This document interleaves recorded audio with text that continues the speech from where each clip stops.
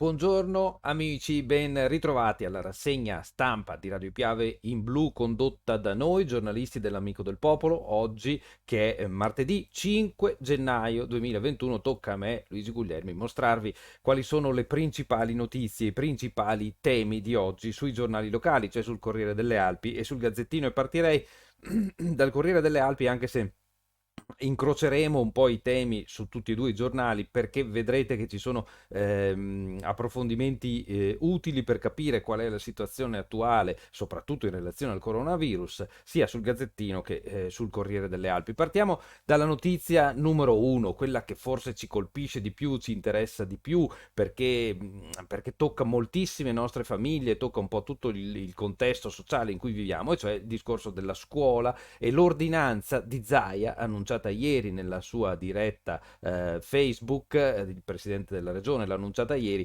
e poi effettivamente è stato firmato ed è uscito questo nuovo provvedimento della regione, l'ordinanza di Zaia, che dice che le scuole superiori rimangono chiuse per tutto gennaio si va avanti con la didattica a distanza. Il titolone sul Corriere delle Alpi, che vi mostro in questo momento e vi racconto per voi che ci ascoltate in radio, è questo: scuola superiori, rientro rinviato, Zaia a casa fino al 31. Il lancio dice questo in prima pagina: scuole superiori sigillate nel Veneto, l'atteso rientro in classe previsto giovedì con una presenza di studenti contenuta al 50%, giovedì 7 gennaio, dovevano rientrare il 50% dei ragazzi, no? È stato revocato da Luca Zaia alla luce dell'elevato e persistente rischio pandemico. La sua ordinanza sanitaria chiude così gli istituti fino al 31 gennaio, decretando de facto l'adozione generalizzata della didattica digitale integrata. Allora, questa decisione di Zaia era nell'aria, ve l'avevamo già annunciato con un articolo sull'Amico del Popolo in versione web su www.amicodelpopolo.it l'altro giorno, perché bastava guardare i numeri, basta guardare l'evoluzione del numero di persone positive per capire che da ottobre è successo qualcosa di importante, da quando è partita in pieno la curva dei contagi in tutta Italia, ma la provincia di Belluno e il Veneto sono stati molto più colpiti. E c'è da chiedersi che cosa è successo 2 settimane prima. L'evento grosso è l'inizio della scuola, non è stata dimostrata un rapporto causa-effetto tra inizio della scuola e aumento della curva dei contagi, non è stato dimostrato, ma molte personalità anche importanti hanno evidenziato che non si può sottovalutare così una contemporaneità quantomeno sospetta. Citiamo per esempio l'esperto veneto Giorgio Palù, che adesso è stato messo a capo dell'AIFA, dell'Agenzia Nazionale del Farmaco, quello che quest'estate aveva polemizzato con Crisanti, molto più favorevole di Crisanti, del professor Crisanti alle riaperture, eccetera. Ebbene, questo Palù ha scritto uno studio in cui si punta proprio il dito contro la scuola, il sistema della scuola, ecco, che probabilmente ha inciso sulla ripartenza dei contagi. E si badi bene, la scuola non per come sono organizzati gli istituti all'interno, diciamolo chiaramente, perché ormai è chiaro che il virus non ha avuto una circolazione grossa all'interno delle scuole. Le scuole si sono difese bene, specialmente da quando si è cominciato a usare la mascherina. Il problema è fuori da scuola. Sono gli autobus, sono le corriere, sono gli incontri che i ragazzi fanno nel tragitto autobus-scuola. Lì, siamo sinceri, si è visto di tutto in settembre, e probabilmente, se è vero che c'è da dare una colpa al sistema della scuola, con i 10 milioni di persone che mette in movimento in Italia, questo non è legato appunto alla gestione dell'epidemia all'interno della scuola, verosimilmente, ma per quello che succede fuori dalla scuola. E allora ciascuno di noi può trarre le proprie conclusioni, può ragionare su come si è operato durante quest'estate per organizzare le cose, per esempio. E personalmente, ma ripeto, è un giudizio mio personale, credo che la politica avrebbe dovuto fare molto di più che pensare a ragionare sui banchi con le rotelle, insomma, perché c'era da organizzare il discorso dei trasporti, c'era probabilmente anche da organizzare meglio il discorso dell'informazione, della preparazione dei ragazzi e eventualmente anche organizzare meglio il discorso delle sanzioni, dei controlli, perché praticamente non ci sono stati. Allora, la realtà dei numeri ci dice questo. E quindi noi possiamo anche prendersela col discorso della chiusura delle scuole, però qualcosa bisogna fare di fronte a questo. Vi leggo il titolo: Covid, la seconda ondata, il bellunese è primo in Italia per l'incidenza dei casi positivi. Il rapporto tra contagi e residenti consegna la maglia nera alla provincia, virus fuori controllo in Veneto, in crescita i ricoveri nelle terapie intensive. Allora, vedremo poi sul Gazzettino, c'è una bella cartina che mostra che non siamo gli unici, oltre al Veneto, c'è anche il Friuli della Venezia Giulia, ma ci sono anche altre regioni che hanno fatto questa scelta della chiusura, del mantenimento delle superiori chiuse, e lo si fa perché? Appunto perché la situazione è quella che è. Nel dubbio che la scuola c'entri, e ci sono forti sospetti che la scuola, il sistema della scuola, quello che sta intorno alla scuola c'entri, ecco, nel dubbio si preferisce non rischiare, vista la situazione qual è, e la situazione è pessima, perché appunto in Veneto, dice il Corriere delle Alpi, il virus è fuori controllo, crescono invece che calare dopo i giorni di lockdown eccetera, crescono i ricoveri nelle terapie intensive. Guardate che questa situazione del Veneto è peggio della Lombardia, tanto per dirci. Allora, sempre in questa prima pagina, dopo approfondiamo, sempre in questa prima pagina del Corriere delle Alpi troviamo la fotografia grande, mostra i vigili del fuoco impegnati a togliere la neve dai tetti, Auronzo Comelico in 1000 al lavoro per togliere la neve da strade e tetti. Ieri abbiamo visto e sentito storie, la protezione civile è attiva al massimo e soprattutto opera moltissimo in Comelico, non solo in Comelico chiaramente, perché c'è il problema che c'è talmente tanta neve sui tetti che la gente non riesce neanche a far funzionare a dovere le stufe, c'è bisogno di liberare perfino i camini, oltre ad esserci un pericolo per la stabilità. È stato anche emesso una nota ieri in cui si sono date le istruzioni, insomma la gente può chiedere aiuto per i tetti, ovviamente la priorità viene data da parte della protezione civile alle situazioni più gravi, sia per pericolo che il tetto crolli, sia per il pericolo che la casa possa non essere condotta in modo adeguato, e pensiamo se magari ci abita un anziano, voglio dire. Tornando al Covid, allora gli altri titoli di questa pagina, il Gazzettino vedrete ci presenta altre storie, ma insomma siamo qui sul Corriere delle Alpi per ora, poi arriviamo anche al Gazzettino. Lutto per Bristot, commerciante ed ex presidente del consorzio. Stefano Bristot, noto come Teno per gli amici, è morto nel reparto di terapia intensiva al San Martino di Belluno, aveva soltanto 62 anni. È morto per Covid. Purtroppo questa è una notizia che getta nello sconforto molte persone, molti amici, molti clienti di questa persona che aveva due negozi di vestiti in centro a Belluno ed era molto conosciuto anche per questo, e purtroppo appunto il Covid se l'è portato via. Insomma, prima il contagio, i sintomi e poi l'aggravamento della malattia. Succede, sappiamo che purtroppo succede. Il post nevicata, marciapiedi e parcheggi impraticabili, tante proteste a Belluno e Feltre, Perarolo sfollati da un mese e senza certezze. Sanate la frana definitivamente, viene chiesto. L'intervista, l'articolo, le testimonianze sono raccolte da Irene Aliprandi. Il 7 dicembre sono stati allontanati dalle loro case di Perarolo, ancora non sanno quando potranno rientrarvi. 5 famiglie, 13 persone in tutto, stanno vivendo a causa della frana settimane di incertezza e con pochissime informazioni.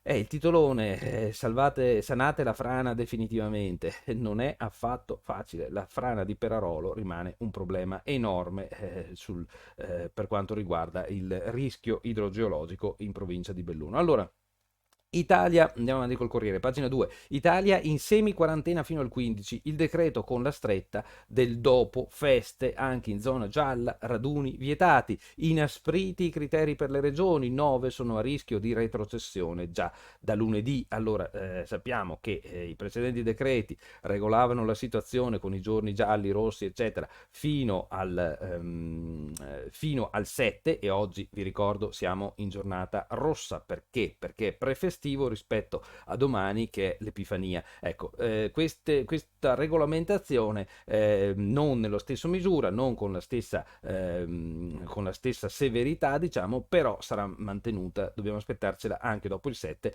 vista la situazione. La situazione non è affatto buona, insomma, la semi-quarantena in cui siamo stati chiusi durante queste feste, chiusi per modo di dire, perché poi in giro si è visto di tutto, anche durante queste feste, ecco, non ha prodotto i risultati sperati. C'è sicuramente un rallentamento degli indici, non dappertutto, e questo insomma preoccupa. Eh, il C'è una cartina qui sul Corriere con la mappa delle riaperture, ma vi mostro, ci soffermiamo meglio su quella del Gazzettino che vedremo tra un attimo perché la ritengo fatta meglio, più chiara. Allora, il titolo in taglio basso è questo: scuola nel caos a 2 giorni da rientro, anche Friuli e Marche rinviano a febbraio, ma questo è un titolo di carattere nazionale. Allora,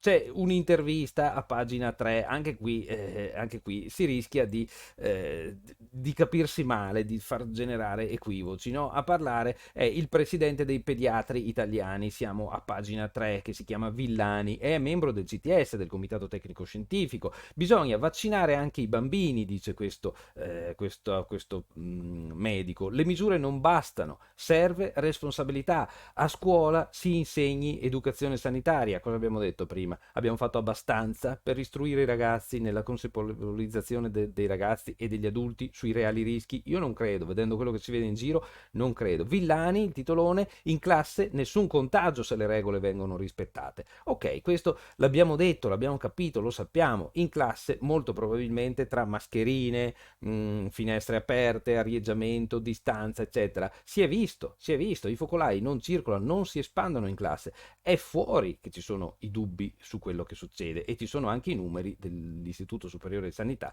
che confermano che quando c'è stata l'apertura totale in ottobre, la percentuale di ragazzi, specialmente nell'età 14-18, che avevano mostrato un innalzamento dei contagi in quella fascia d'età, poi rientrato, è stato proprio quando la scuola era riaperta e poi è stata richiusa. Per questo l'Istituto Superiore della Sanità, nel documento che ieri è stato reso pubblico, mette due condizioni sul discorso scuola. Da un lato bisogna che all'interno della scuola le misure vengano osservate in modo ferreo. Se vengono osservate in modo ferreo, c'è ragionevole motivo per pensare che dentro la scuola il contagio non avvenga, e questa è un'ottima notizia. Dall'altro però l'Istituto Superiore di Sanità, l'IS, dice che fuori da scuola bisognerà tener conto delle situazioni generali locali, come sta andando la pandemia in quel tal posto, questo vuol dire, perché c'è il dubbio che effettivamente la scuola contribuisca, soprattutto con il fuori scuola, a aggravare le situazioni di circolazione del virus, ed è ovvio. Aggiungeremmo, specialmente, lo dice anche l'IS, laddove il discorso dei trasporti pubblici non viene organizzato in modo adeguato. Sta a noi, ripeto, chiederci e giudicare se la politica a livello nazionale, regionale, locale abbia fatto tutto quello che poteva per far sì che questi rischi fossero ridotti e non si arrivasse a questo punto. Vabbè. Comunque, insomma, l'intervista a Villani, come vi dicevo, sottolinea questo concetto che vi ho detto: in classe non avviene, di solito non avviene nessun contagio se le regole vengono rispettate. Poi non è sempre facile, non è sempre possibile dappertutto farlo. Come medico, dice Alberto Villani, mi sento di sottolineare che il Covid fa più danni indiretti che diretti ai ragazzi. Non farei cambio con nessun altro paese, pur con i suoi limiti. L'Italia è messa meglio di America e Regno Unito. Quindi andiamo avanti, stiamo saldi, cerchiamo di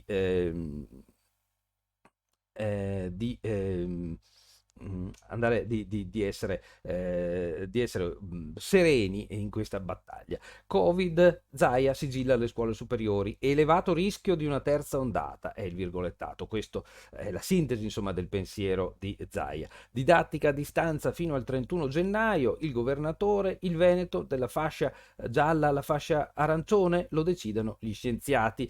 Sapete che Zaia fa un po' come fa Roma, cioè il politico si schiera dietro il parere della scienza, cioè lui dice se gli scienziati mi dicono che siamo in un'altra fascia, ecco, in questo caso vediamo che Zaia appunto forse ha smesso un po' gli abiti battaglieri di chi diceva no, noi siamo bravi, restiamo in fascia gialla, cioè dice se gli scienziati ci dicono che siamo da fascia arancione, entriamo in fascia arancione. D'altra parte sappiamo bene tutti che molto probabilmente proprio l'essere stati tutto quel tempo in fascia gialla ha determinato la diffusione del virus in Veneto, quella diffusione che invece in Lombardia e dove hanno chiuso sono riusciti a bloccare.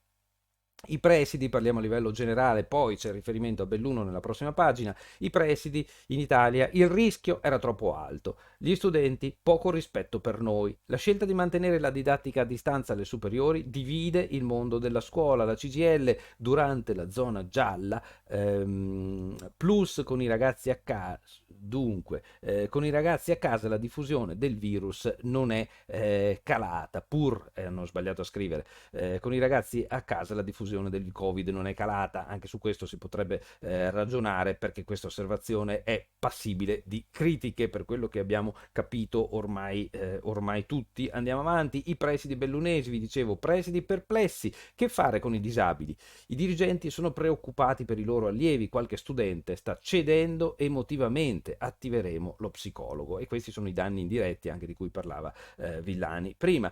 L'articolo è di Paola Dallanese e riferisce appunto le opinioni di alcuni presidi della nostra provincia. I ragazzi sono scontenti, manca la pianificazione, un altro titolo di questa pagina. La rete protesta, la regione è disorganizzata, problemi anche per Dolomiti Bus, eravamo pronti a partire ma dobbiamo rifermarci. Il numero di autobus, ricordiamolo, era stato sensibilmente incrementato e invece adesso bisogna star fermi. Peraltro, probabilmente bisognava pensarci anche prima. I sindacati, perché non chiudere anche elementari e medie? Se lo chiede Lorella Benvenu, segretaria della CISL Scuola, che critica la decisione veneta, protesta anche la FLC della CGIL, la scuola come capro espiatorio. E qui chi più ne ha più ne metta, di sicuro il virus ci costringe a prendere delle decisioni veloci, la decisione è questa e vedremo un po' se porterà qualche risultato. Ricordiamoci quando parliamo di scuola chiusa, questo bisogna dirlo chiaramente perché bisogna essere onesti, non è che la scuola sia chiusa, si va in didattica a distanza, non è il massimo, vorremmo tutti la scuola in presenza, io lo dico anche come genitore di persona che va a scuola alle superiori, vorremmo tutti la didattica in presenza, ma finché c'è la DAD comunque c'è un'alternativa valida, lo svolgimento dei programmi avviene, i ragazzi studiano, sono interrogati, si impegnano, speriamo che questo serva al più presto a riportare una situazione il più possibile alla normalità, perché questo auspichiamo tutti. Andiamo avanti velocemente. Troviamo pagina 8, il bellunese è primo in Italia per l'incidenza dei contagi, 7,52%. Allora, l'incidenza dei contagi vuol dire che noi sappiamo com'è l'andamento dei positivi, cioè le persone che vengono trovate contagiate dal virus con i test, con i tamponi in sostanza, ma sappiamo che i contagiati sono in realtà di più, perché i tamponi ne trovano ovviamente solo una parte. Bene. Questa parte di contagio che viene evidenziata con i tamponi ci mette comunque in testa alla classifica. In Italia siamo i peggiori d'Italia, abbiamo il maggior numero di persone trovate positive al tampone rispetto alla nostra popolazione. Già siamo pochi, in più molti siamo contagiati dal virus. Il secondo posto è occupato a distanza però da Treviso col 5,94%. Insomma, questo nord del Veneto sta rivelando numeri abbastanza disastrosi. Cinquetti, che è il responsabile nostro bellunese dell'ULSS della prevenzione, dice qui in provincia si eseguono più tamponi e questa è la solita frase che è facilissimo smontare, mi dispiace per il dottor Cinquetti, perché potremmo sentirci più tranquilli, tranquillizzati, sì, si trovano tanti positivi perché qui si fanno più tamponi, se non ci fosse il problema che il Veneto ha numeri tremendi sul fronte dei ricoveri, dicevamo prima delle terapie intensive, li ha sul fronte dei morti purtroppo, e quello non c'entra niente con il numero di tamponi, cioè se ci sono i tanti morti vuol dire che c'è tanto virus, questo è il punto, insomma, quindi non ci lasciamo suggestionare da questa idea che da noi siamo più bravi sui tamponi, sarà anche vero, ma purtroppo i numeri sono pessimi. Per esempio, eccolo qui, nella stessa pagina, in basso, 6 decessi e 155 nuovi positivi nonostante il lockdown in cui siamo, in sole 24 ore. Parliamo della provincia di Belluno, ci sono stati altri 6 decessi. Ricordiamolo sempre, 6 non è il numero 6, sono 6 persone, 6 storie. Legate a quelle 6 storie ci sono le storie delle loro famiglie, una sofferenza incredibile con questo virus che arriva, si insinua, fa comparire i sintomi, ci si ammala e in molti casi si muore. 6 morti ieri. Allora, la pagina successiva, pagina 9, lockdown autunnale è stato dolce, dice il titolo, e ora il Covid è fuori controllo. Si guardano le statistiche, il trend, le cartine sono veramente, i grafici sono veramente brutti dal punto di vista tecnico, però sono comprensibili lo stesso. La seconda ondata in Italia, vedete in questo grafico, ci mostra una curva in crescita spaventosa della Lombardia, vedete, ve la sto indicando col mouse qua sopra. Amici della radio, perdonatemi, ve la racconto, poi andate a vedere su Facebook o su YouTube questa nostra rassegna e troverete i grafici di cui vi parlo. Verso metà novembre c'è stata questa impennata della Lombardia che poi è stata nettamente smorzata, sicuramente grazie alle misure rigide di contenimento attuate in Lombardia, mentre il Veneto, la linea grossa nera, questa linea grossa nera, è l'unica regione, era rimasta, pur avendo molti contagi, in zona gialla, perché abbiamo molti letti, perché questo, perché quell'altro. Il Veneto è l'unica regione che ha continuato a salire in modo spaventoso, mentre le altre calavano, e questo riguardava i ricoverati. Se guardiamo poi l'altro grafico, quelli della rianimazione, vediamo la stessa cosa. In marzo il picco dei ricoverati della prima ondata, poi l'Italia evita il picco verso metà novembre, quando comincia a piegare verso il basso, mentre il Veneto se ne va per la sua, continuando a vedere uno spaventoso aumento dei ricoverati. Allora capite che davanti a questo grafico le affermazioni di chi dice, del presidente della regione in giù, che sì, ma noi siamo bravi perché facciamo più tamponi, e vabbè, faremo anche più tamponi, però questa è la divaricazione che c'è tra l'andamento in Italia e il Veneto per quello che riguarda il numero di ricoverati in rianimazione. I dati sono quelli della protezione civile e mostrano che da noi si sta peggio, da noi purtroppo la situazione non è buona. Andiamo avanti, allora. Il settore dello sci chiede ristori adeguati, Renzi che scalpita, via libera all'accordo tra FCA e PSA, nasce Stellantis, il quarto gruppo al mondo per la produzione di automobili. Questi nomi ormai rischiano di non dirci più nulla, FCA è la Fiat, quindi insomma c'è questa fusione tra l'Italia e la Peugeot, i francesi, insomma, che porterà a questo nuovo mega gruppo che mette insieme Italia, Francia e un pezzo di America, vista l'acquisizione da parte della Fiat della Chrysler avvenuta qualche anno fa. Allora noi andiamo avanti a cercare le notizie di carattere locale. Pagina di Belluno apre con questo: molte le incertezze sui conti, ma non aumenteranno le tasse, un terzo delle multe non viene pagato, cambia la riscossione, pala in mano dal Cadore al Comelico per liberare strade e tetti pericolanti, Bottacin in 1000 al lavoro, parliamo della protezione civile, attenzione alle valanghe, soldati, tecnici, volontari, mobilitazione massiccia in tutta la montagna, filo diretto tra assessore e ministro di incale, coperture economiche ci sono. E andiamo avanti con questa veloce carrellata. Auronzo all'alba, tutti al lavoro per liberare il paese sepolto. La priorità è mettere in sicurezza gli edifici, serviranno giorni per tornare alla normalità.